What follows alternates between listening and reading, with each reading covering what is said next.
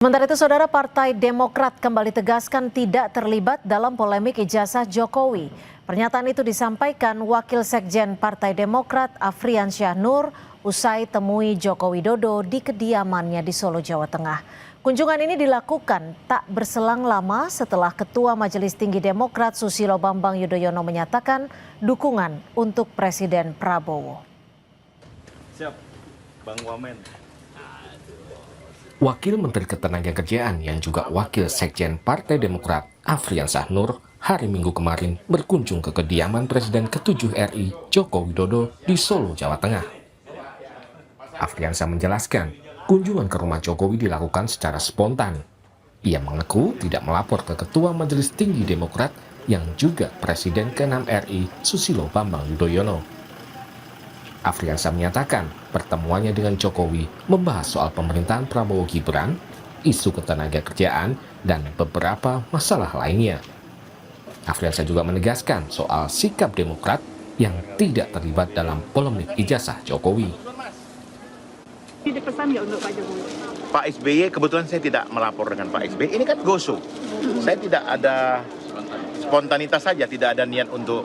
Tadi malam saya satu bangku sama Pak SBY. Jadi saya hanya spontanitas dan saya tidak tidak lapor Pak SBY bahwa saya ini.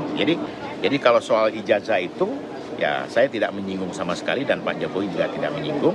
Dan kami kebetulan saya sekarang di Wakil Sekjen Partai Demokrat, Pak Jokowi juga saya infokan dan beliau juga sudah tahu bahwa Demokrat sangat tidak mungkin ya membuat fitnah atau lagi menuduh. Itu tidak wataknya Pak SBY, tidak wataknya Pak AHY, dan juga tidak wataknya Partai Demokrat.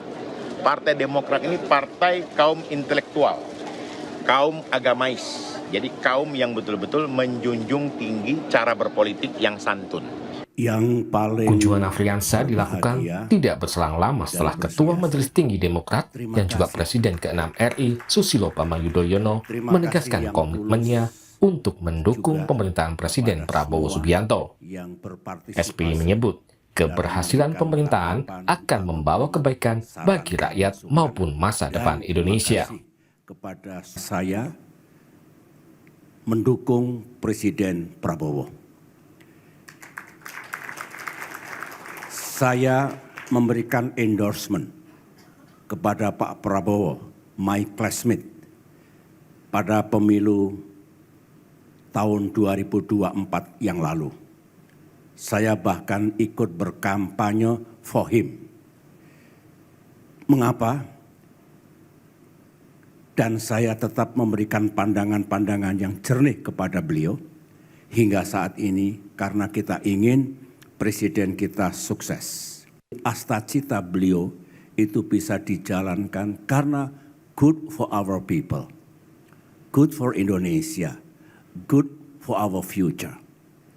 Yang paling SBY saat ini juga menjabat sebagai chairman di Yudhoyono Institute.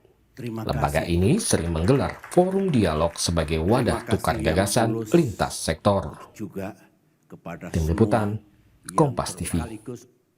jangka panjang.